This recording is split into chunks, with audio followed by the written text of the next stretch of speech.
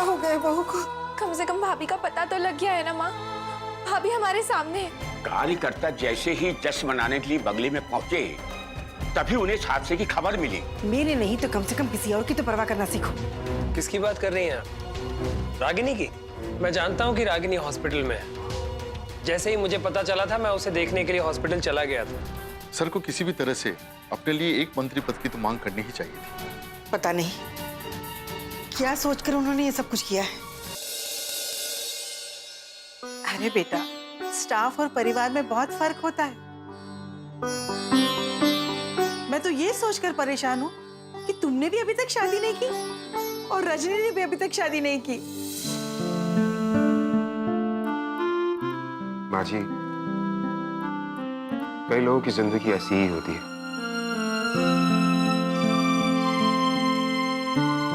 वो चलते तो साथ हैं, लेकिन नदी के दो किनारों की तरह आपस में कभी नहीं मिलते। ये मानना ही गलत है बेटा कि लोगों की तकदीर नदी के दो किनारों की तरह होती है।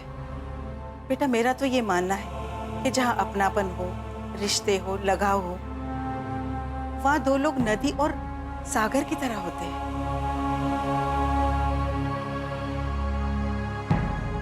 नदी चाहे जहां से भी बहे, जहां से भी मुड़े, मिलना तो आखिर सागर में होता है ना।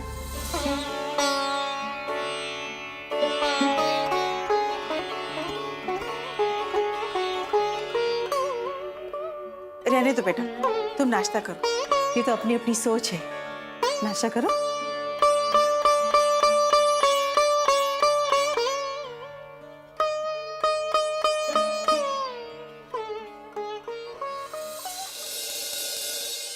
ये तो सारा समीकरण ही उल्टा हो गया त्वागी जी। हमने क्या सोचा था और क्या हुआ? कहां आप वित्त मंत्री बनने वाले थे और पार्टी ने तो आपको कोई पद ही नहीं दिया। ये बलदेव का खेल है। बलदेव सिंह खुद तो डूबा और हमें भी डुबाने के चक्कर में बैठा। ये तो वही पुरानी कहावत सामने आ गई कि गेहूं के साथ घुन भी पिस गया। पूर्व मुख्यमंत्री भानु प्रताप जी के आप बेहद करीबी थे, लेकिन पार्टी ने उन्हें भी हाशिए पर धकेल दिया और आपको भी। बस कुछ दिनों की बात है, देखते जाओ।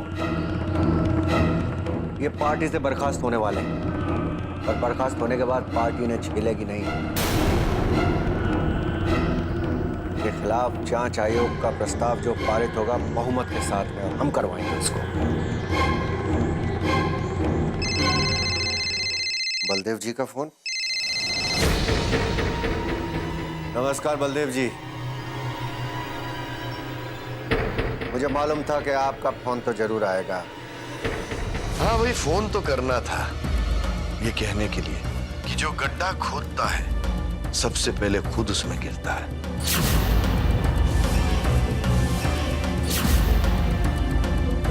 तो आपने अपने लिए भी गड्ढा खोदा था क्या? मैं भी याद करने की कोशिश कर रहा हूं कि मैंने गड्ढा अपने लिए कब खोदा था। वैसे मुझे ये बहुत पहले से पता था कि आपकी जो नजर है ना, वो वित्त मंत्री की कुर्सी पर थी। अरे मुझसे राजनीति सीखकर मुझे ही शिकस्त देने चले थे। लेकिन राजनीति का एक असूल है जो मैंने ही बनाया है। अरे हम तो डूबेंगे, लेकिन अपने साथ उससे भी ले डूबेंगे। अच्छा जी, कमाल है। वैसे आप अगर भूल गए हो तो आपको ये बात दिला दूं कि अब हम और आप बराबर की पोजीशन पे हैं। आपके पास भी कोई पद नहीं है और आपने मेरे पास भी कोई पद नहीं रहने दिया। पर एक बात बताऊं, आप तो विधायक भी नहीं रहे। ईश्वर त्यागी के बराबर आने के लिए आपको एक बार विधायक भी बनना पड़ेगा, इलेक्शन जीतना पड़ेगा।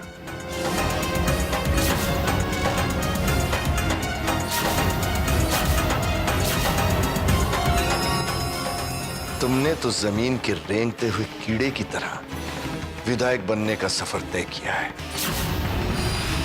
मैंने समुद्र में उठने वाले ज्वार की तरह मंजिल को अपनी बाहों में समेट लिया है। अब वक्त ही बताएगा कि बलदेव सिंह के अंदर अभी कितना सामर्थ्य है। तुम अपनी फिक्र करो। भाई भानु प्रताप के बाद किसके चरणों में सर रखोगे? हमारी चिंता छोड़िए, अब आप अपनी चिंता कीजिए। आपका ये जो टूटा हुआ हौसला है ना, बहुत जल्दी 2 गज जमीन के नीचे जाने वाला है। बहुत जल्दी। मुझे फोन करने के लिए धन्यवाद।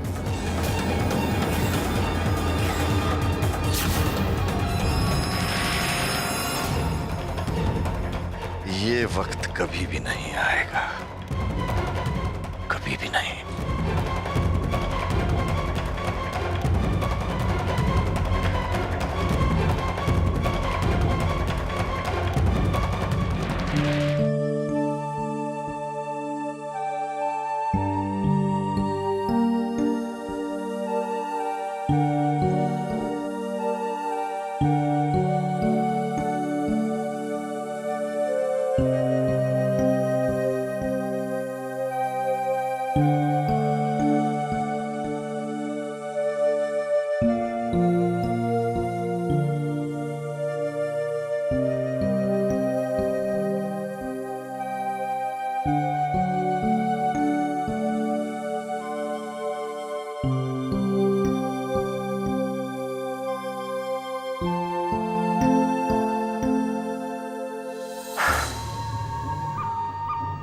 माँ के जाने के बाद जिंदगी में ऐसा कुछ था ही नहीं जो सामने से ये कह सके कि जिंदगी ऐसे जीनी चाहिए। पहले एज ए ईडीएम अपॉइंट हुआ, फिर डीएम बन गया। तब से लाइफ बस यूं ही चलती जा रही। लेकिन रजनी, तुमने अपने आप को अकेला क्यों रखा हुआ? मैंने तो सोचा था कि जरूर तुमने अपना घर बसा लिया होगा। अपनी अपनी जिंदगी है और अपने अपने सपने हैं। ये जरूरी तो नहीं कि इंसान अपनी सारी खुशियां घर की 4 दीवारी के अंदर ही तलाशे। जिंदगी का मकसद कुछ और भी तो हो सकता है।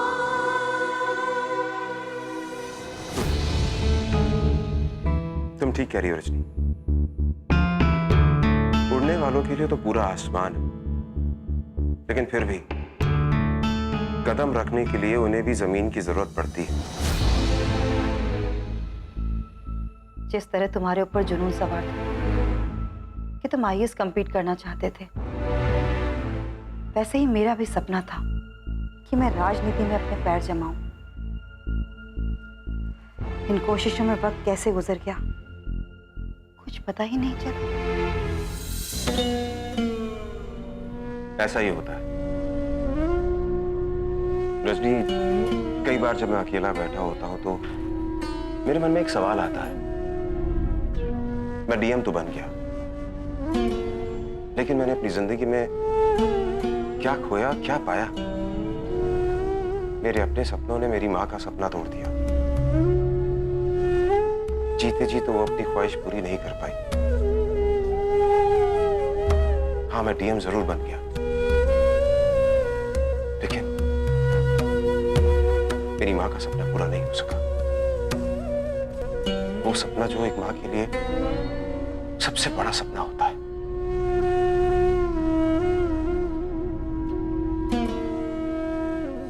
एनीवेज, मैं चलता हूं। क्या है कि इलेक्शन के बाद जिम्मेदारी और बढ़ गई। You take care. Bye bye.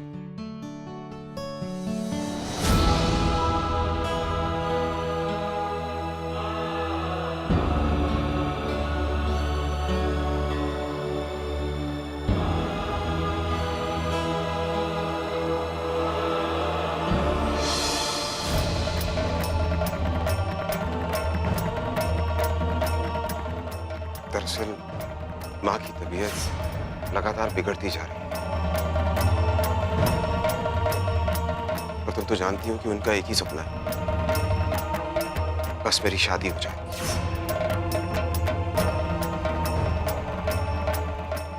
अब तक तो माँ को मैं समझाता है, लेकिन अब ऐसा लगता है कहीं जिंदगी भर मुझे इस बात का दुख ना रहे कि जीते जी मैं अपनी माँ का सपना पूरा नहीं कर पाया।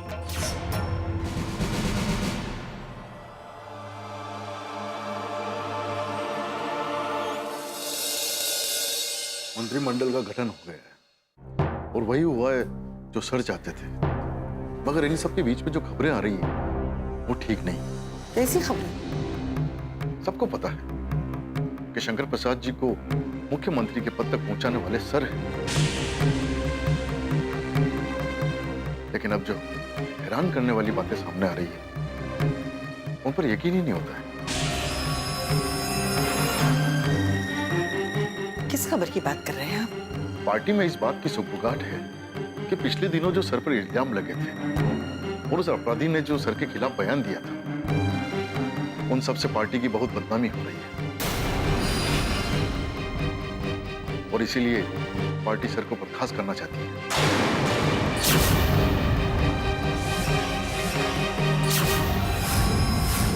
क्या कह रहे हैं आप? वही कह रहे हैं मैडम जो हमने सुना है। हमने तो आपसे कहा था कि सर को अपने लिए किसी न किसी मंत्री पद की मांग अवश्य कर लेनी चाहिए, लेकिन सर ने लोकसभा का चुनाव लड़ने के नाम पर अपने आप को इन सबसे अलग रखा और उन सब का नतीजा ये। अरे और कुछ नहीं तो कम से कम आपके लिए कोई मंत्री पद मांग लेते, लेकिन सर ने ऐसा कुछ नहीं किया। कोई समझे या ना समझे, लेकिन पार्टी अध्यक्ष तो इस बात को समझते हैं ना, वो ऐसे कैसे कर सकते हैं? अगर हर तरफ इस बात की हलचल है तो जाहिर सी बात है तो इसके पीछे अध्यक्ष महोदय जी की भी मर्जी शामिल है। लेकिन हमें लगता है कि सर राजनीति के इस खेल में तो कामयाब हो गए, लेकिन अब भी उनके खिलाफ कोई बहुत बड़ा जाल बुना जा रहा है।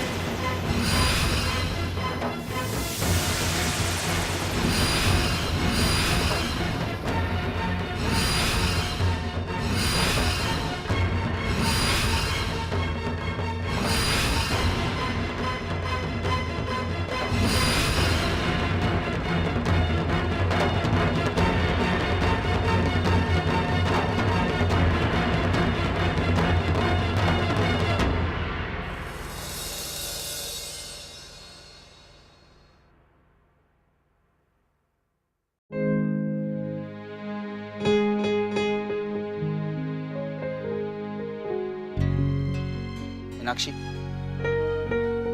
तुम्हारे घर की समस्याओं को देखकर तो यही लगता है कि तुम अभी अपने प्यार की बात भी नहीं छेड़ सकती हो। ऐसे हालात में शादी की बात करना तो संभव ही नहीं है। तुम समझ सकते हो ना आदित्य, एक तरफ पापा के ऊपर इतनी बड़ी मुसीबत खड़ी है और दूसरी तरफ भाभी हॉस्पिटल में पड़ी है। हम ऐसी हालत में मैं अपने प्यार और शादी की बात कैसे चलाऊं? मैं तुम्हारी बात समझ रहा हूँ मीनाक्षी कि ऐसे हालात में तुम ऐसी बात नहीं कर सकती, लेकिन मैं क्या करूं? मैं अपनी माँ को क्या जवाब दूं? वो तो बस इस बात की जिद लिए बैठी हैं कि मुझे अब जल्दी से जल्दी शादी करनी होगी।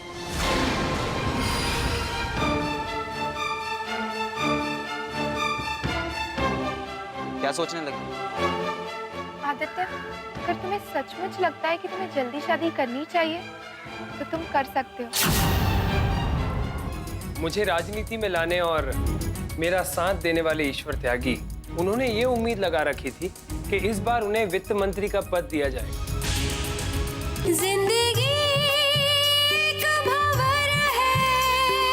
सचमुच लगता है कि तुम्हें जल्दी शादी करनी चाहिए तो तुम कर सकते हो। मुझे तुमसे कोई शिकायत नहीं होगी आदित्य।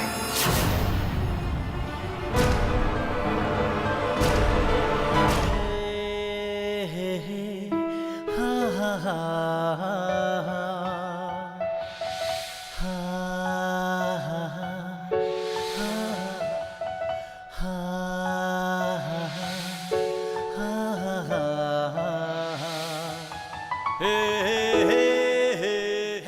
तुम क्या कह रही हो? तुम ऐसा सोच भी कैसे सकती हो? मैंने तुमसे प्यार किया और मैं शादी भी तुमसे ही करूं, चाहे इसके लिए मुझे पूरी जिंदगी इंतजार करना पड़े।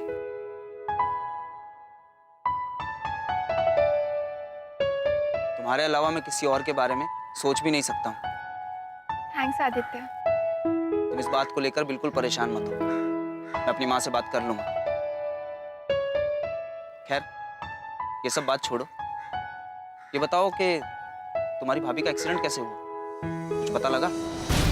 कुछ पता नहीं लगा आदित्य। जब से भाभी के साथ वो हादसा हुआ है, भैया भी खामोश खामोश रहने लगे हैं। भाभी वो तो घर पर ही नहीं है।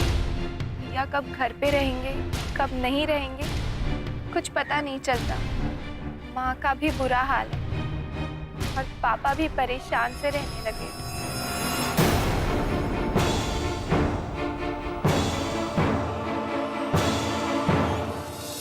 हाँ दीपा, आज म्यूजिक हाइप स्टूडियो में रिकॉर्डिंग है। हाँ ठीक है, एक काम करो, तुम वहीं चलो, मैं वहीं आती हूँ, वहीं मिलते हैं। बाय। अरे राजवीर, तुम कहाँ से आ रहे हो? ईश्वर त्यागी से मिलने गया था। क्या हुआ? कुछ नहीं, मुझे राजनीति में लाने और मेरा साथ देने वाले ईश्वर त्यागी, उन्होंने ये उम्मीद लगा रखी थी कि इस बार उन्हें वित्त मंत्री का पद दिया जाएगा, लेकिन ऐसा कुछ भी नहीं हुआ। सब कुछ उल्टा हो गया। लेकिन हुआ क्या है? विधायक तो वो है ही, लेकिन सिर्फ विधायक ही रह गए। उन्हें कोई भी मंत्री पद नहीं मिला। पर तुमने तो कहा था कि वो मुख्यमंत्री के सबसे करीबी हैं और वित्त मंत्री बनना तो तय है, तो फिर क्या हुआ? जब भानु प्रताप जी ही मुख्यमंत्री पद खो बैठे हैं, तो फिर ईश्वर त्यागी को क्या मिल सकता था? और ये भी तय है कि ये सारा खेल मेरे पापा का खेला हुआ है, क्योंकि भानु प्रताप जी पापा को इस प्रदेश की राजनीति से बाहर निकालना चाहते थे, लेकिन खुद ही मुख्यमंत्री पद से बाहर निकल गए। माँ की इस जीत ने सारा पासा ही उल्टा कर दिया है। सबके अनुमान धरे के धरे रह गए। पर मैंने तो सुना था कि तुम्हारे पापा को भी पार्टी से बर्खास्त किया जाने वाला है। बिल्कुल ठीक सुना था तुमने, लेकिन ये भी सच है कि भानु प्रताप सिंह और ईश्वर त्यागी के रुतबे को मेरे पापा ने ही मिट्टी में मिलाया है। एनीवे, चलो मैं निकलती हूँ, मुझे म्यूजिक रिकॉर्डिंग के लिए जाना है। चलो, मैं तुम्हें छोड़ देता हूँ। ठीक है।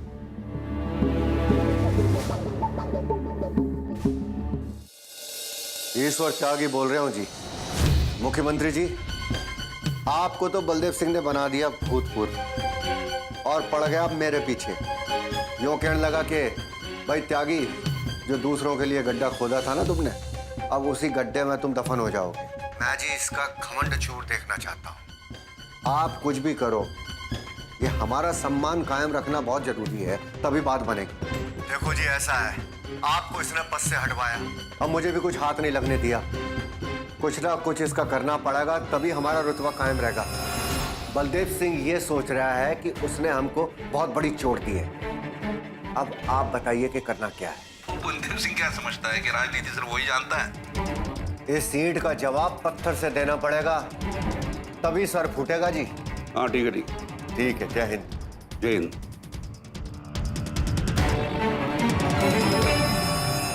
क्या बात है त्यागी जी, मैंने तो सोचा था यहाँ उदासी के बादल छाए हुए, पर यहाँ तो खुशी की धूप निकली हुई है। आखिर बात क्या है? आइए आइए, सिट डाउन।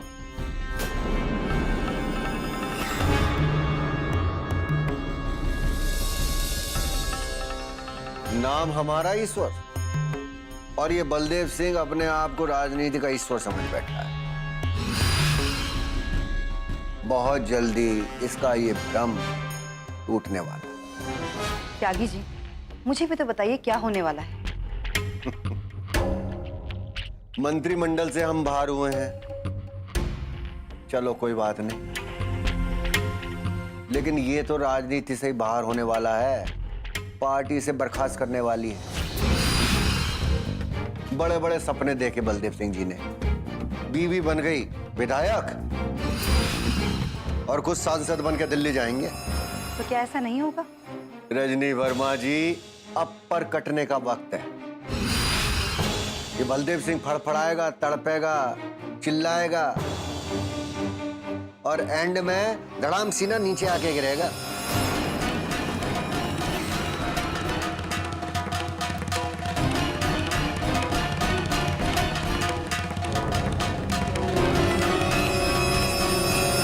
ये फैसला आपके बारे में लिया जाना था, इसलिए मेरी गैर हाजिरी में मुझे पार्टी से बर्खास्त करने का निर्णय ले लिया। जिंदगी एक भंवर है। ये मेरे साथ धोखा है आचार्य जी, सरासर धोखा।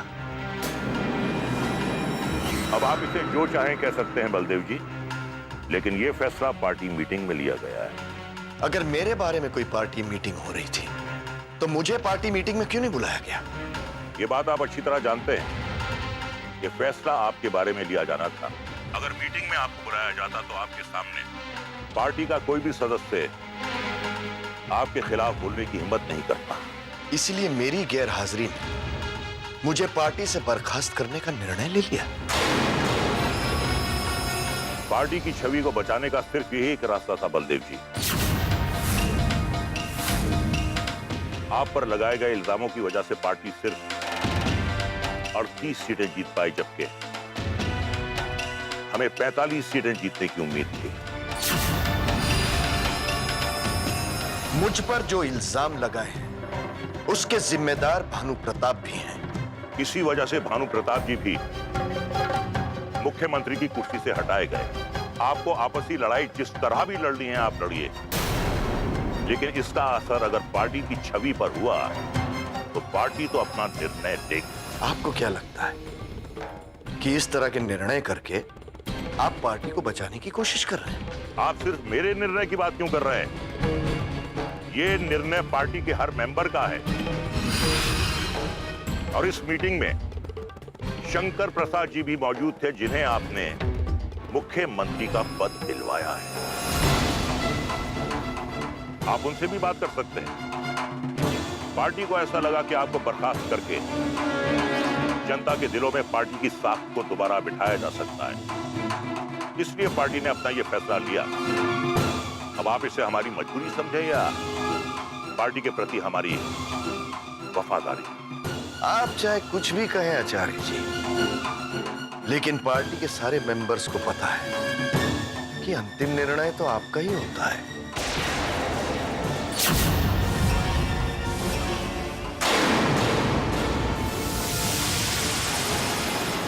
खबर यह है कि आयोग ने जो रिपोर्ट दी है वो तुम्हारे पापा के खिलाफ है, और इस रिपोर्ट के आधार पर तुम्हारे पापा पर कार्यवाही होने वाली है।